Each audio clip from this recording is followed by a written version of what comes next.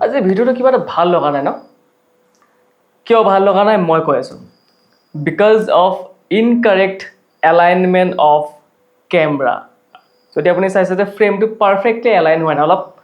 slope হৈ আছে হয়নে আপুনিও যাতে এনেকুৱা ধৰণৰ মিষ্টেক ইন ফিউচাৰ কেতিয়াও নকৰে চ' ইন ডেট কেছ সদায় গ্ৰিড লাইনছ অন কৰিহে ফটোগ্ৰাফী বা ভিডিঅ'গ্ৰাফী কৰিব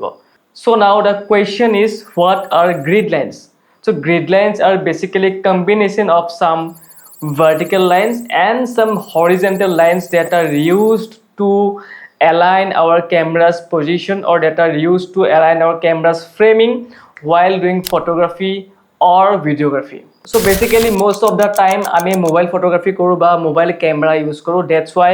আজিৰ ভিডিওটোত mobile phone camera applicationত কেনেকৈ grid lines on কৰিব লাগে তাকে দেখুৱাম so first camera application on কৰিব and then top right corner তিনিডাল আছ আছে তিনিডাল আছত ক্লিক কৰিব তিনিডাল আছত ক্লিক কৰাৰ পিছত মই অলৰেডি গ্ৰিড লাইনছ অন কৰি থৈ দিছো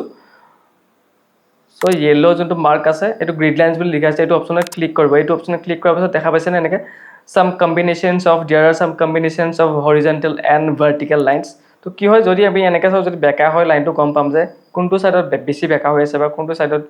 বেছি হেৰি হৈ আছে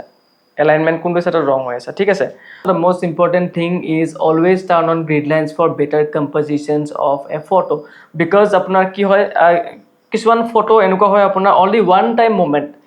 in future তেনেকুৱা moment কেতিয়া পোৱা নাযায় ফটো এখন ক্লিক কৰোতে সদায় গ্ৰিড লাইনছ অন কৰি থব যাতে এলাইনমেন্ট বোৰ পাৰফেক্ট হয় because there is no use in some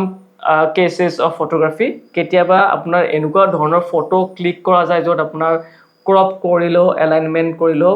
perfectly subject to visible নহয় এনেকুৱা ধৰণৰ ফটোগ্ৰাফি ৰিলেটেড ভিডিও চাই থাকিবলৈ চেনেলটো সাবস্ক্ৰাইব কৰিব যদি চাই ভাল পাইছে এটা কমেন্ট কৰি দিব যাতে ইউটিউবৰ এলগৰিথমে অলপমান মুখ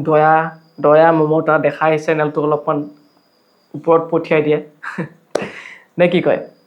anyways see you in the next video till then bye bye for today